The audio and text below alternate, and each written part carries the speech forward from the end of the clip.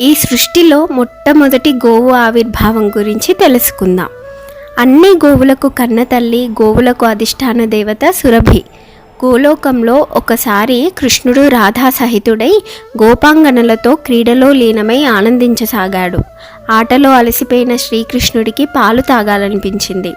లీలగా తన ఎడమ భాగం నుండి ఒక దూడతో సహా పాడి ఆవును సృష్టించాడు. ఆ ఆవే సురభి. ఒక కుండలో పాలు పితికి అమృతం కన్నా రుచికరమైన ఆ పాలని కడుపు నిండా తాగాడు.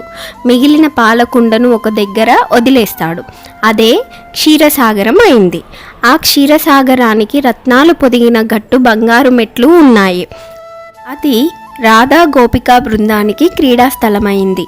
ఇదిలా ఉండగా సురభి రోమకూపాలలోంచి కొన్ని కోట్ల కామధేనువులు ఆవిర్భవించాయి. ప్రతి గోవు శ్రీకృష్ణుడి స్వరూపం, సకల దేవతలకు నిలయం. ఓం సురభ్యై నమః అనేది మూలమంత్రం. మన ధర్మంలో గోవు విశిష్టత అనంతం. ఎందుకంటే శ్రీకృష్ణుడే ఆవులపై ఆధారపడిన వాడు కనుక, శ్రీకృష్ణుడే ఆవును పూజించిన వాడు కనుక. ఆవు గొప్పతనాన్ని చెప్పే ఇంకో చరిత్ర ఉంది. వరాహ అవతారంలో విష్ణుమాయ వల్ల ఒక్కసారిగా పాలు ఇవ్వటం ఆపేశాయి. ఇంద్రుడితో సహా సకల దేవతలు పాలు, నెయ్యి, యజ్ఞాలు లేక కటకటలాడారు. అప్పుడు ఇంద్రుడి స్తుతి విని సురభి ప్రత్యక్షమై దేవతల కష్టం తీర్చింది. ఆ స్తుతి ఏంటో చూద్దాం. నమో దేవ్యై మహాదేవ్యై సురభ్యై చ నమో నమః. గవాం బీజస్వరూపాయై నమస్తే జగదంబికే. నమో రాధాప్రియాయై చ పద్మాంశాయై నమో నమః.